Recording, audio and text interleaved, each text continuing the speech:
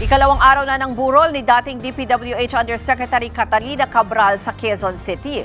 Patuloy naman ang paghihigpit sa pagtanggap ng mga maaaring bumisita doon. At live mula sa Quezon City may Express Report si Rainiel Pawid. Rainiel, may bago na bang pahayag ang pamilya Cabral?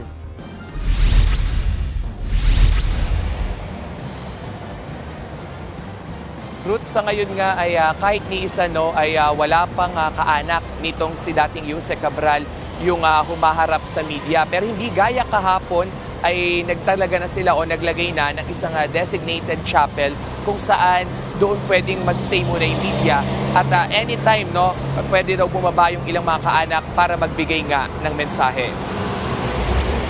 Dito naman sa may harap mismo ng funeral homes ay mahigpit pa rin nga yung seguridad para sa mga nais bumisita. Kanina, doon pa lang sa may guardhouse ay nakita na natin na meron silang kopya o listahan ng mga pwede lang pumasok at bumisita nga doon sa lamay ni dating Undersecretary Cabral.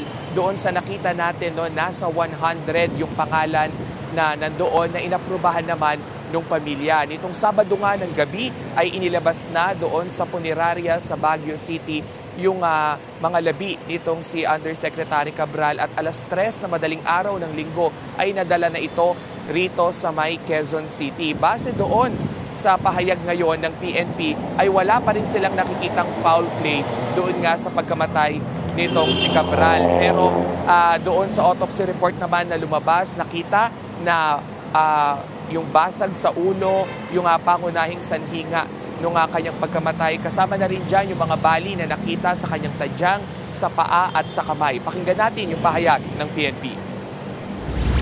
The investigation is not yet done, but the evidence, of course, is it shows that the pieces of evidence that were gathered shows that there is a suicide. Pero hindi pa natin masabi.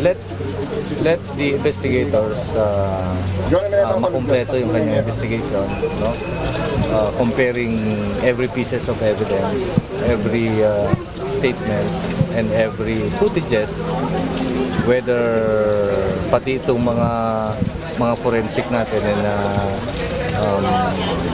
lahat ng electronics, lahat ay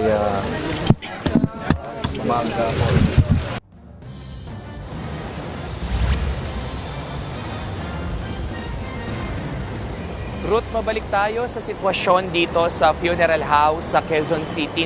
Yung nakita nating listahan kanina, kung na-skip through natin yon hanggang yung 94 yung numbering. At lahat yon nakita natin na puro Cabral o mga kaanak lang din halos yung pinayagan na bumisita. Wala tayong nakita na ilang mga prominenteng pangalan na normally na maging mga kaibigan nitong si Cabral from politics, from DPWH or other agencies. Ruth. Yan po ang Express Report ni Rainiel Pawid.